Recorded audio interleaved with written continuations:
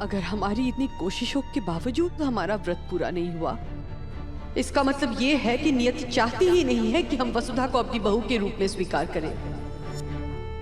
सा की सलामती के लिए हम वसुधा को इस घर की बहू के रूप में कभी नहीं अपनाएंगे।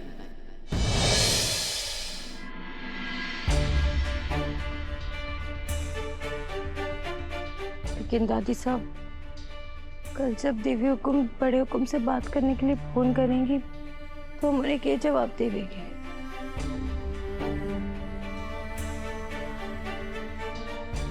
चंद्रिका ने हम सच तो ना बता सके, क्योंकि पति और बेटों में तो उसकी जान बसे। इतना बड़ो सदमो बर्दाश्त ना कर पाएगी वो, इसलिए ये सब उससे छुपाना होवेगा हमें। लेकिन कब तक और कैसी दादी साहब? मैं करूंगी कुछ। हम क्या करने वाली है दादी साहब?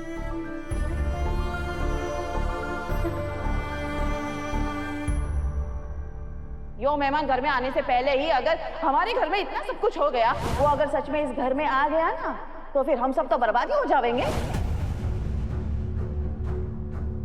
क्या बात है मासा, आप ठीक तो है ना?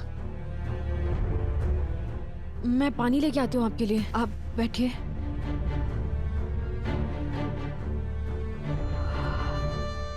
हमारा व्रत पूरा नहीं हुआ, इसीलिए हमारे सा की जिंदगी खतरे में है। अगर हमारी इतनी कोशिशों के बावजूद हमारा व्रत पूरा नहीं हुआ, इसका मतलब ये है कि नियति चाहती ही नहीं है कि हम वसुधा को अपनी बहू के रूप में स्वीकार करें। सा की सलामती के लिए हम वसुधा को इस घर की बहू के रूप में कभी नहीं अपनाएंगे, चाहे इसके लिए हमें अपने बेटी से ही दूर क्यों ना होना पड़े।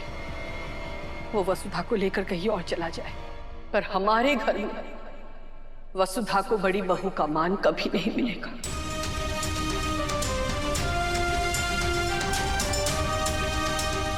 ये लीजिए मासा।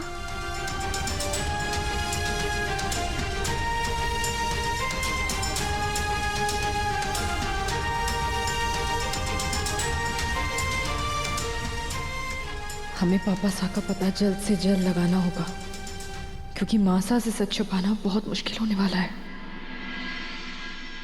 अपनी दादी पे भरोसा रख, सोच लूंगी कुछ।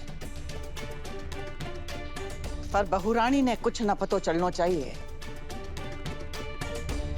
प्रभात का एक्सीडेंट हो गया, ये सुन के तो वो बेचारी टूट ही जाएगी। दादी साहब, आपका दुख भी तो बहुत भारी है, आपको भी तो अपना ध्यान रखना होगा।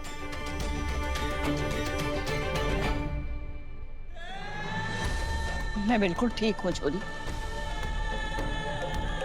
और हमारा दिल कहे कि हमारा प्रभात भी बिल्कुल ठीक होएगा। देख लेना तुम दोनों, बहुत जल्दी लौटेगा सही सलामत। लेकिन भारी यो समझ में ना आ रही कि प्रभात रणकपुर कहीं आ रहा था। कुछ बात की उसने तुम लोगों से? नहीं दादी साहब,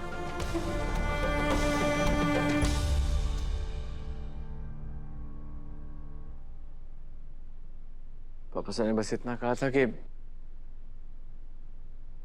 कोई बहुत बड़ा सरप्राइज है।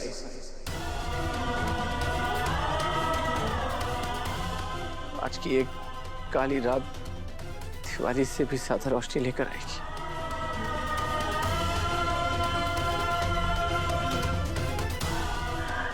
देव सर, संभालिए। अरे कहीं करे है छोरा, ऐसे रोते ना है, अब शगुन होवे। मुझे समझ नहीं आ रहा है दादी साहब, मैं क्या करूं?